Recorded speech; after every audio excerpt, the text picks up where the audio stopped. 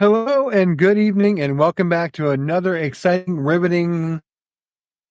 I need more words here. Exuberating. Exuberating. I don't know. I have no idea. All right, we'll add that to the lexicon, and not leprechaun, lexicon. Look it up.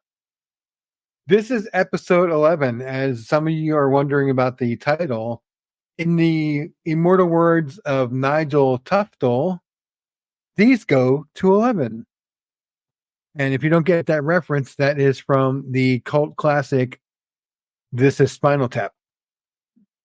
Okay, but here's the thing. See, I've got volumes and several thousand lists of movies I haven't seen. That's on one of them. I think it's in volume 692. Page 53. Page 53. Uh-huh. You added a few pages. I had a few volumes. Just because I've seen one or two more movies than you is no reason to feel bad. 1 or 2,000 more than I have. Oh. There was a lot of downtime on the submarine, so I watched a few movies, and then I watched movies off crew because I really had no life. Aww. It's so sad. So sad. So sad. I guess in parentheses, we can name this The Little Things. What do I mean by that? I'm glad you asked. In some relationships out there in the ether somewhere out in podcast land or outside of podcast land, I guess, there are relationships and partnerships where one of the partners or both partners sometimes demands these grand gestures. You have to do something really stupendous and wonderful for me, or you just don't love me as much as if you did these things that I demand you do for me. Wow.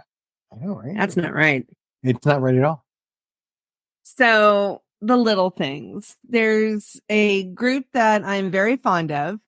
They do not perform in the United States, although I really wish they'd consider it. They perform all around Europe and the UK. They're called Key West. And they happen to have a song entitled The Little Things. So I'd like to share part of that with you. And don't panic. I know some of my friends are tuned in. I'm not going to sing because, we don't need to get in trouble for that. The way you hold my hand after all these years, you make me laugh when I'm close to tears. We stay up late drinking cheap red wine. Like our first date, we'll just talk all night. I tell you all my fears and you just say, we'll play it all by ear. We'll be okay. Because we're so much stronger than all of this. We'll build our lives up brick by brick up on the little things. So that is what we're going to talk about tonight. And next to me, as always, with a full cup of coffee I see, is none other than Coffee, a.k.a. Craig. And by my side, as always, is Cuddles, a.k.a. Anna Marie. Coffee free. Well, no, I didn't have any coffee. I didn't have any coffee. I'm right here, so you can't be coffee. No, I could be coffee for your coffee. Well, you're full of coffee.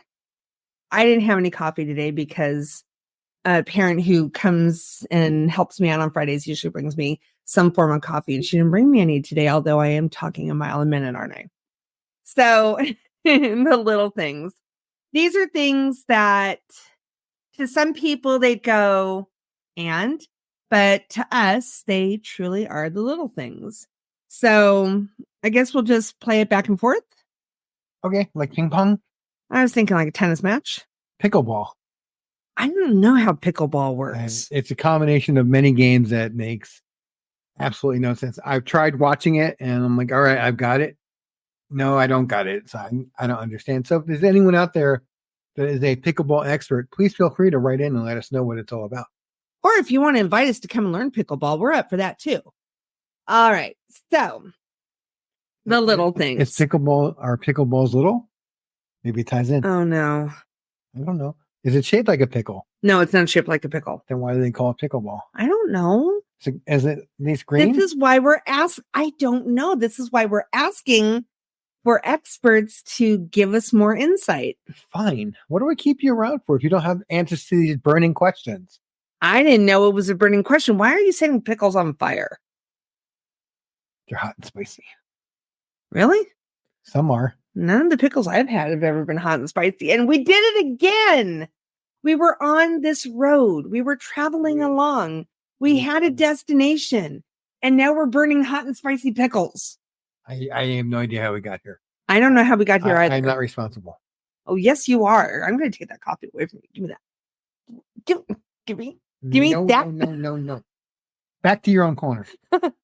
Oh, I've been confined to the corner. We did it again. Some little things. And these can be any, as the title implies, as you might imagine, just little things that you do for your partner. Picking up the living room or fluffing the pillows or making the bed or whatever. Seemingly innocuous and, unimportant little jobs. But I love doing these for you because you'll come home from work and say, oh, I need to, and I'll start smiling and you'll know right away that it's already done. It's already done. So like the dishes tonight, I did them before you got home. I know that was very sweet because that was the first thing I was thinking of. I'm going to get up tomorrow, walk the dog, feed the dog, start the dishes. But now I can't start the dishes because you already did them. I can go dirty some if you. Oh, don't you dare! I mean, give me a coffee cup. I want to go wash that right. Give me the coffee cup. Give it to me. So. Go back to your road that we're on. Okay, so I'm sure a lot of you have seen these videos of these moms and dads who make special little lunches for their kids, and they always put in either a pre-printed note or they write a note. Now, I'm much older than school age kids, and we're so not going to go on to how old I am, but she's hush, give me that coffee cup. So one of the things that he always does is he always puts a note in my lunch. And there have been, I don't know, like 2 times that I can remember that I got on the road and he turned and discovered the note was not anywhere near my lunch bag. It was in fact still in the house. And here's one of the little things. He will take a photo of that note and text it to me to make sure that I still get my daily lunch note. Well, I do it because it's important that you get to know it. I also do it to say, look, I didn't forget. I am of a certain age where I am finding that I am forgetting things more and more often. Although I can't forget that AARP keeps sending me applications and cards. So no, I got you beat on that one. I wasn't even in my 20s yet, and the Lawrence Welk Resort kept sending me letters inviting me to come and learn more. So I called them one day, and they were so excited to get my phone call. And oh, yes. We'd love to have you come down. And I said, do you have an age restriction? And they said, why? And I told them my age, and they said, oh dear. We're sorry. We'll just take you right off that list, which they never did. I was going to ask if they actually did that or not. Nope. Not even a little bit. No, they never took me off their list, but it has been decades since they have written, and I'm feeling very. Are you feeling at a loss? I'm feeling at a loss. I feel like I lost my male buddy. So, and just to reiterate or iterate the first time, I don't know. Some of these topics we may have covered before, so if my future brother-in-law George is listening, this is not a repeat. You're not listening to a rerun or anything. This is live. Well, it's live while we're recording it, but when you listen to it, it is not the same one that you just listened to that concerned pancakes and Post-its. Pancakes. Let's talk about pancakes. So one of the things that before Craig moved here, one of the things that made him absolutely nuts was my breakfast habits. What breakfast? Grabbing a granola bar and a glass of milk is not a breakfast habit. Okay, there were bagels. I don't remember you ever making bagels. Yes, toasted bagel with cream cheese or strawberry and cream. Schmear. That's right. And a schmear. Schmear. So before he moved here, that absolutely made him cray. He hated the fact that I was just like grabbing whatever as I was racing out the door, granola bar, bagel, peanut butter sandwich, whatever. It just bugged him. So when he moved here, he asked me if I liked pancakes. And I said, well, yeah, I do. And he logged, I can't talk today. He locked that information away. And the next morning, I was getting ready for work. And all of a sudden, I hear him moving about in the kitchen. And he said, okay, you got to come eat something. And I was already planning on, grabbing that granola bar because I had to get going. And he made me pancakes. It was the sweetest thing. And he always makes sure that I have a hot breakfast before I head out the door, whether it's eggs and toast or pancakes.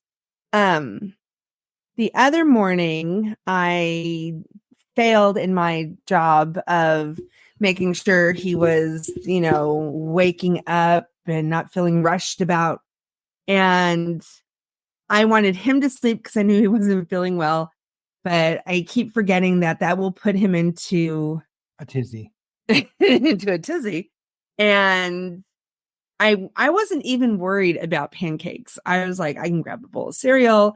I can grab, rice cake and peanut butter. I'm good. But he felt so bad that he didn't have something like hot for me to eat. And I just felt horrible that he felt that way. But it's one of those little things. Like, it really mattered that he got my day started on the right foot. And see, sometimes you'll run into that where it's almost like the gift of the magi situation where I'll do a little thing for her and she'll return the favor and try to do a little thing for me. She gets up somewhere between 5:30 and 6, usually closer to 5:30, but I will sleep in until like 6:30. The puppy's getting better about it. So he's not quite waking up at the first like crack of light in the sky like he was doing. So he's getting better about it. So now I can sleep until like 6:30. And by the time I wake up and I do what I need to do and I get her breakfast and everything ready, I want to make sure that she has plenty of time to eat so she doesn't feel rushed because she's very panicky about her time, just like I am. I never ever want to be late for anything. And some people say, "Oh, he's making you breakfast, so what?" And you're right. It's not a grand gesture, but it's a little thing. It's a little thing I like to do for her because I know she enjoys it. I feel better knowing that she's eaten something substantive, somewhat nourishing. And I know pancakes are not the healthiest. When we have fruit in season, she gets sliced fruit, bananas and strawberries, and sometimes blueberries or whatever we have laying around the house. So she's getting her food in, and I feel so much better than her rushing around with like a Twinkie or something or a handful of gummy bears or whatever it is that she. No. Now the gummy bears. Let's just clarify what the gummy bears was. So when I was going for my master's degree, it was myself and a friend of mine, and we decided to work on it together. That way, we kind of had, encouragement to keep going. Now, after a full day of teaching, the one thing we were never really ready for was 2 to 3 hours of classes. So to make sure we could stay awake, we would always get Coke and red gummy bears. I don't know why we chose the red gummy bears.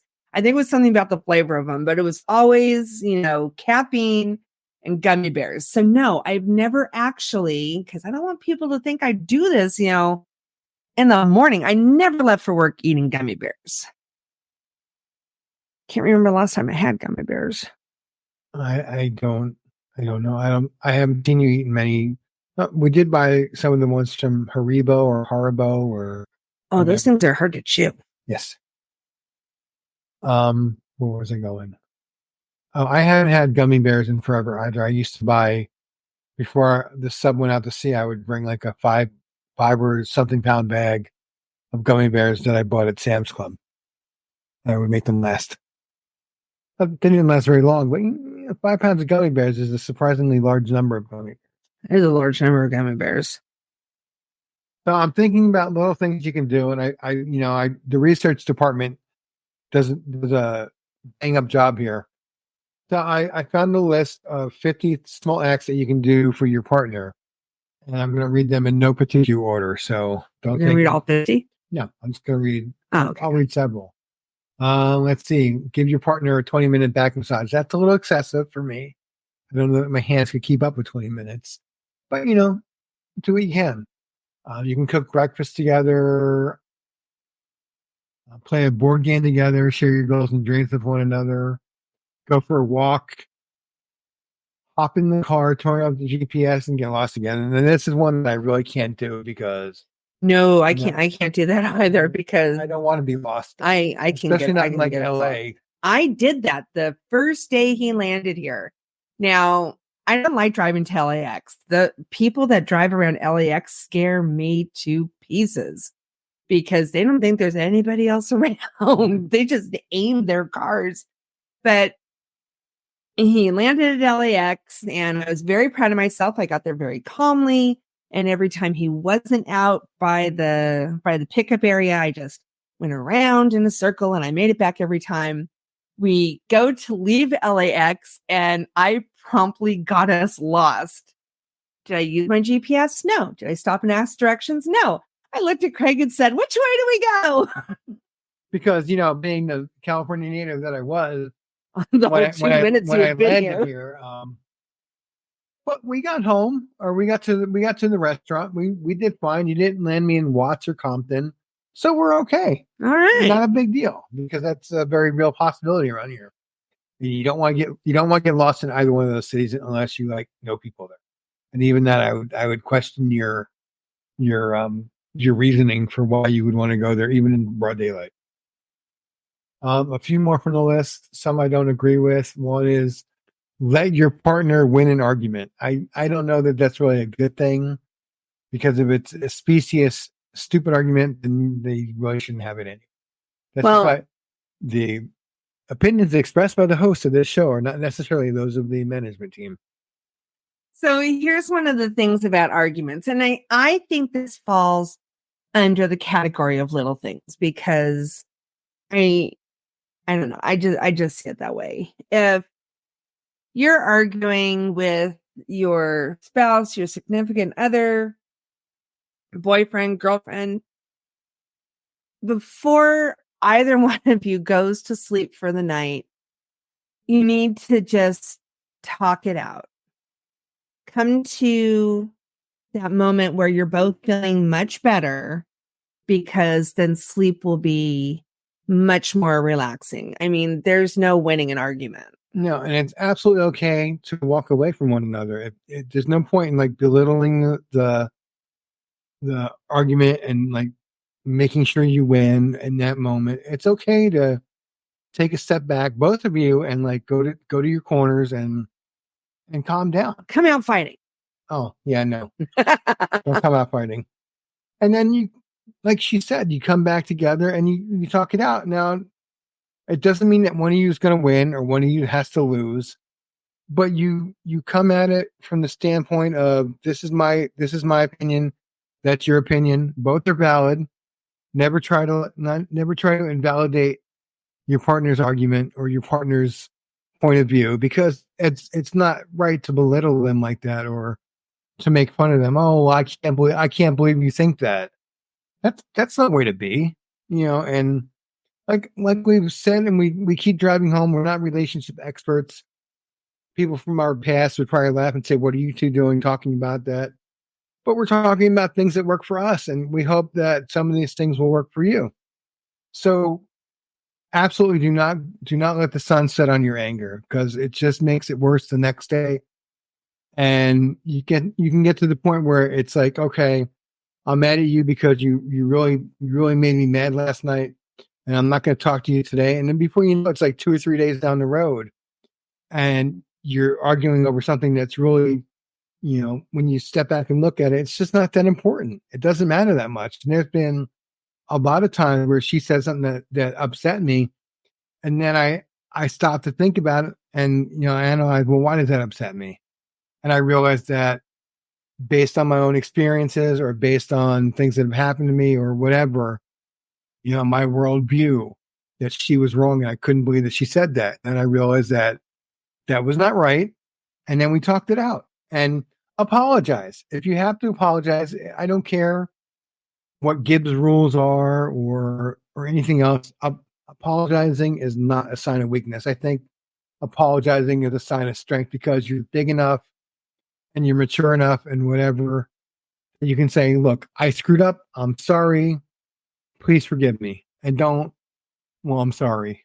Because that's half-assed. More like, I'm sorry for, and include what it is that you did, not what they did. Because you never want to say, I'm sorry that you were so short-sighted, because then you're starting another argument again. Another one to not say is, well, I'm sorry you feel that way. I hate that. As if to say that only your feelings are valid and the other person's are invalid. And I don't think that's right at all. You should never belittle your partner.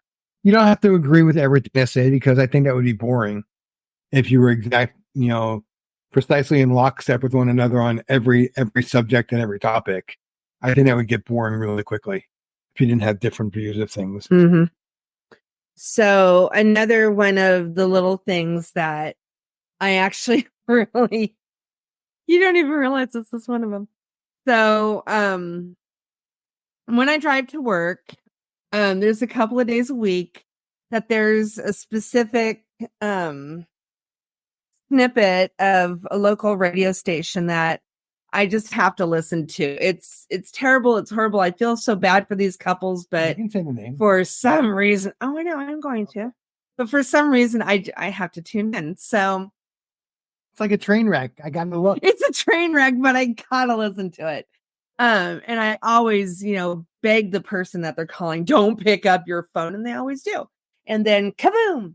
So there's a radio host, Ryan Seacrest, and he does a segment called Ryan's Roses. And basically, if somebody is concerned about something going on with their partner, they write in and they have Ryan and his team make this call to their partner.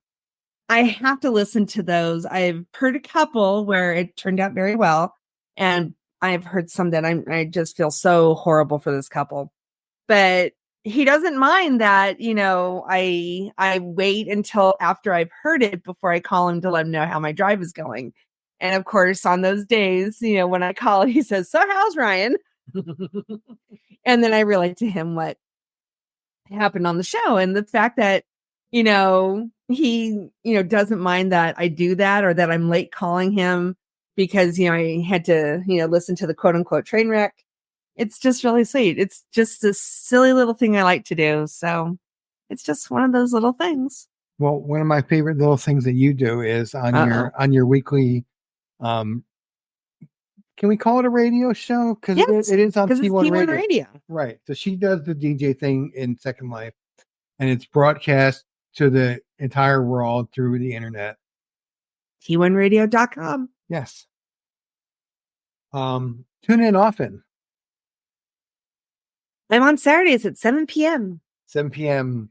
Pacific Standard Time. Pacific Standard Time, yes. There's a plug. Right. But one of the things she does every week is toward the end of her show, she'll say, so what made you smile this week? And then she'll give you a few moments while some more songs play. And then she'll come back and she'll say what they are. And one or two times it's been about me. Uh-huh. And she'll start with, so one of the things that made me smile this week was my boyfriend did this, and I get this big grin on my face. Yes, you do. This big stupid grin, and my ears my ears and cheeks get a little pink. You just shake your head from side to side. It's so cute. Because, she'll be all excited about things I do that little things. In case you're wondering, that's the theme of this show. But I do these little things for her that she really appreciates, and it tickles her that I do them, and then she likes to share it with the world. Mm-hmm. And I'm glad that we don't do this on cam, because I would be turning red every Saturday night when she talks about me. And the people in Second Life are like, yay, go you. So, like one of the little things that he does, when weekends come around, I know he wants that to be 100% us time. Take my work life and just forget about it for a couple of days.